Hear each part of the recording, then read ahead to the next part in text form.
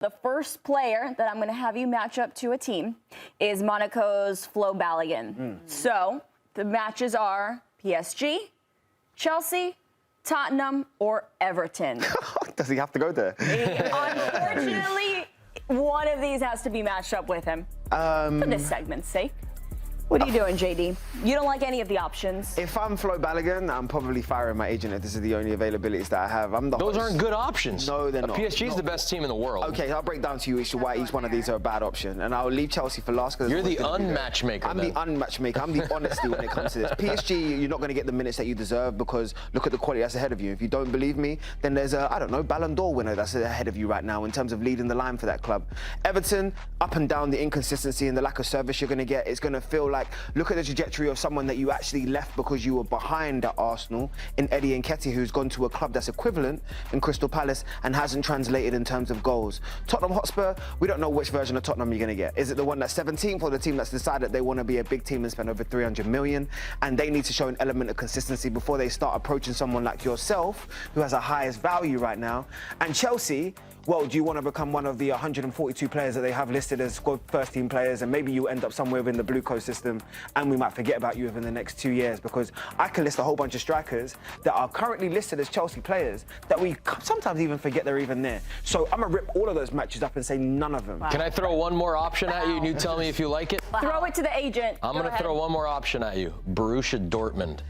I'm not disappointed with it. I think there was an opportunity there. I do think that him and Golazo could turn around and formulate something and also push him in a different way that he hasn't been pushed as a number 9, as a solitary number 9 at Dortmund. And Dortmund need more depth. So someone like Flo Balogun at Dortmund is where you should be. Benny, you know what you should be. I like him in the Bundesliga. I know we didn't put any Bundesliga, maybe RB Leipzig or Dortmund. I don't think he can go to Bayern yet and compete against the Harry Kanes of the world, but I think he'd have a hell of a career in the Bundesliga. I'm not disappointed with that. His value right now is $45 million. I think it was $20 million last summer. What did Fat Joe say? Yesterday's price is not today's price. I don't think that's Flo Balogun's value, and I think Flo Balogun doesn't believe that's his value either. What do you think its value is? Oh, we're talking about north of a goal scorer that scored already, three goals in the World Cup. You're around 70-odd million now.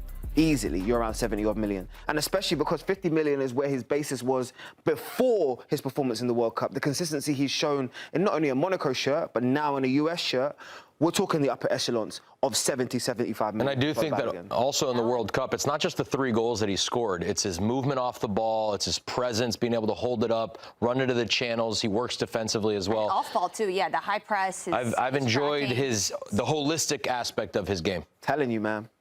Just Gyökeres went for 70 million last summer. You really don't want me to open up this can of worms, because if I open it, people are going to be upset with what I said.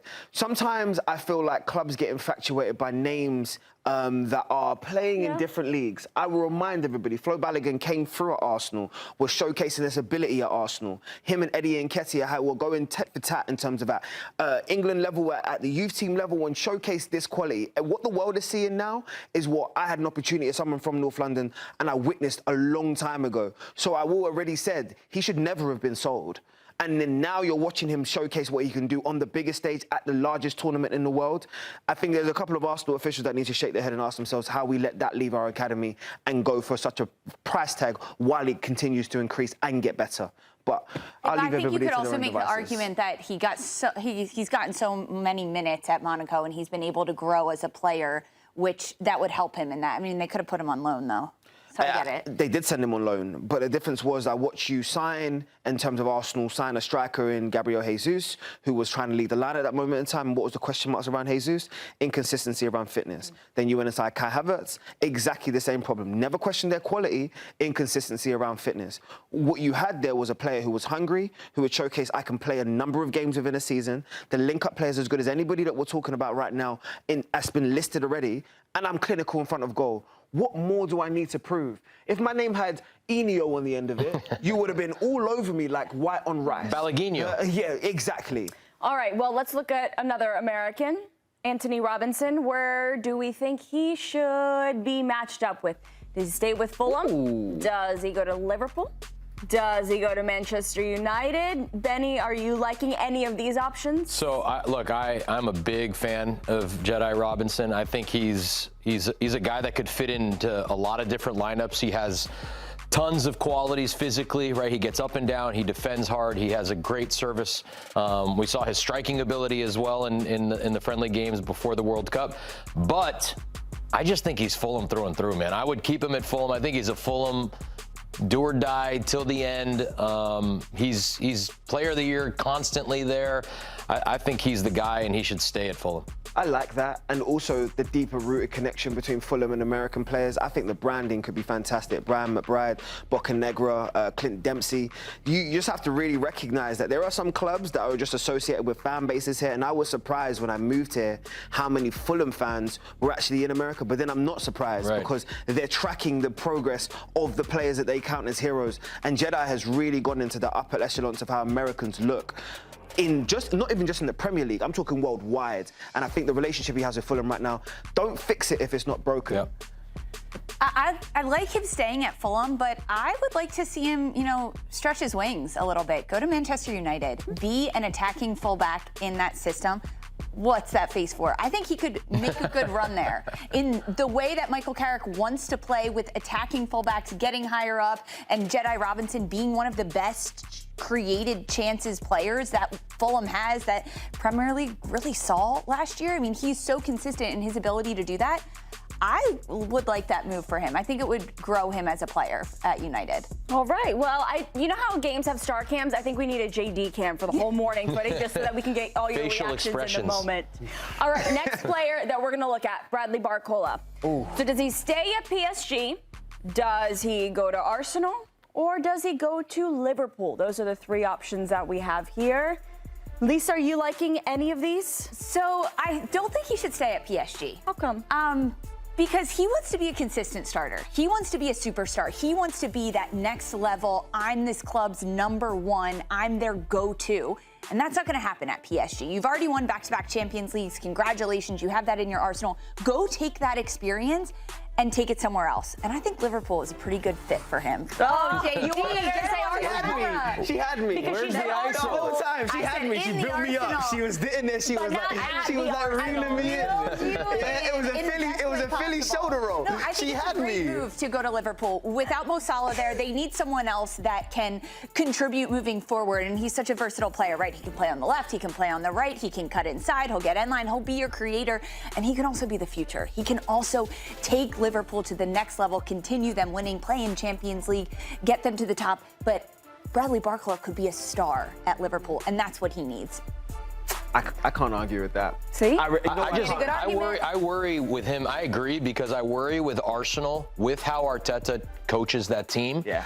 It's slow, right? And Barcola is not. He wants action. He wants movement. He wants the ball. He wants to take people on. A guy like Saka, who has those abilities, you saw him like kind of stunted to some degree this year. So I would agree. I'd take a chance at Liverpool. Lisa, we got people in the chat. People saying Liverpool is the obvious choice. Yep. Liverpool, 100%. All right, let's move on to the next person.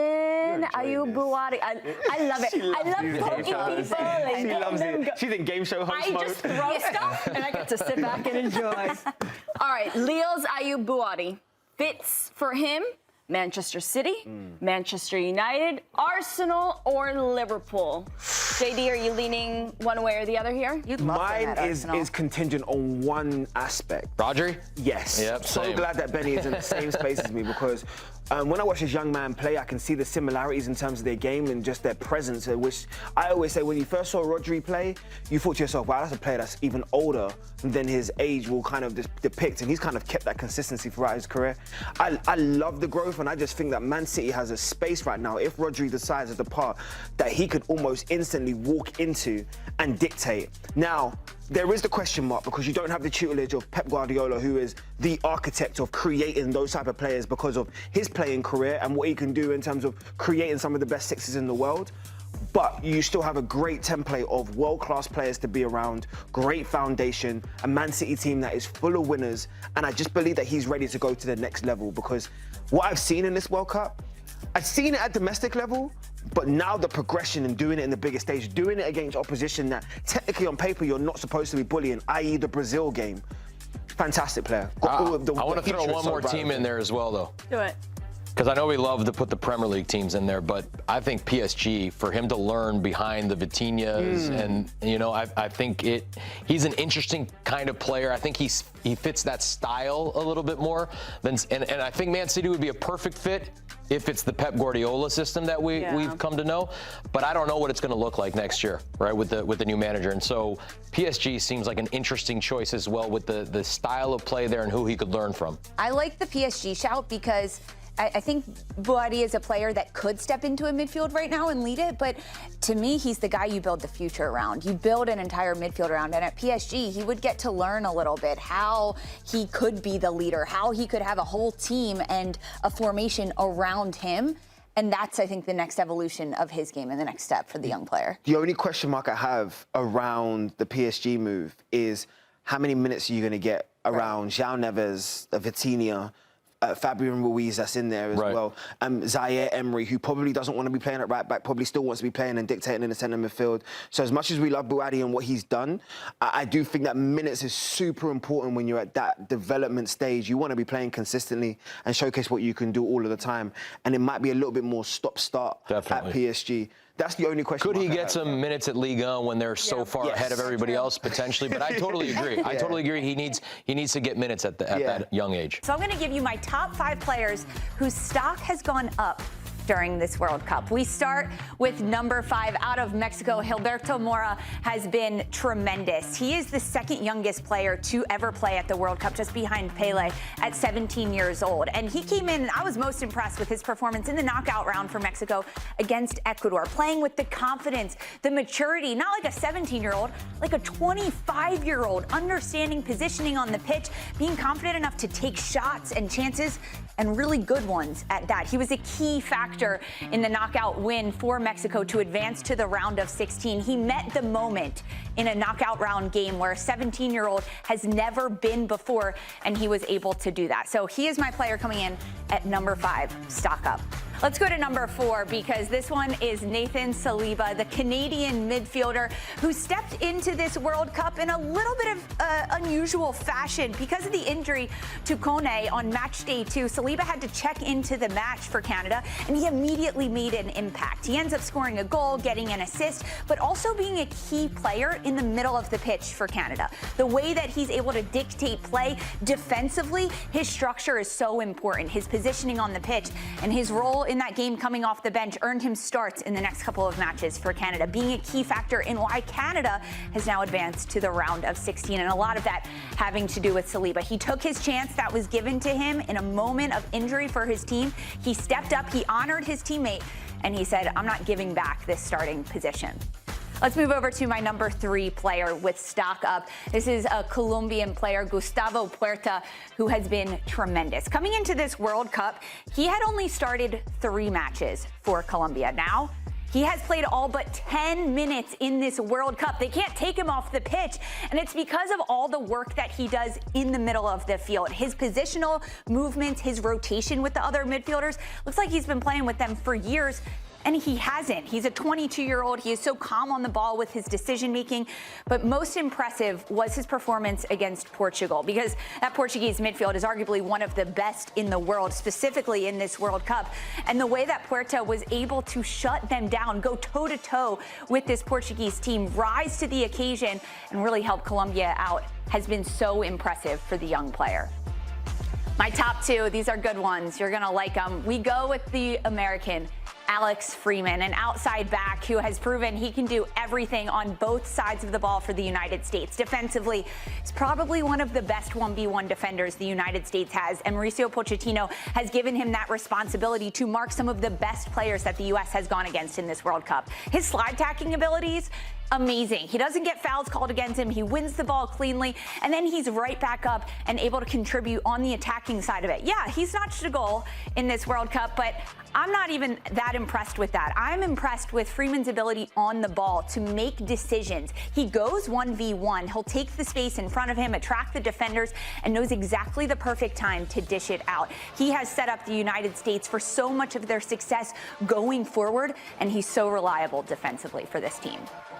My number one player stock up at this World Cup has been Ayyoub Bouaddi for Morocco. How could it not be this player? He has come in and made such a difference at 18 years old. He is playing with the confidence and the ability to pull all the strings for Morocco, allowing them to be so successful. Perhaps a bit of an underdog at times, but that's also the role that Bouaddi had played himself. He comes into this World Cup with only 3 caps with Morocco before. 3 times stepping on the pitch with this team. And now he is the centerpiece, the architect of their midfield. And everything that he does moving forward will contribute exactly to the way Morocco want to succeed, frankly, and how far that they can go in this World Cup. He has been so impressive. Now, prior to the show starting in the green room earlier today, these gentlemen, they got to look at my list of 5 stock-up players. JayDee, you gave me eyes immediately.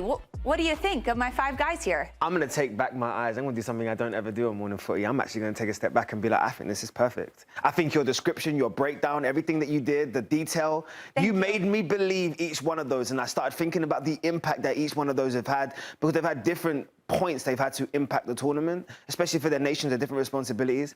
I'm full-heartedly with it. I'm only going to say this one thing just because I want to be a little bit critical, just because I want to give us When something. aren't you, JayDee? Just, I know, just an I like some constructive feedback. It's never constructive because you're a pro and you're excellent in what she does. I just watched you absolutely kill this.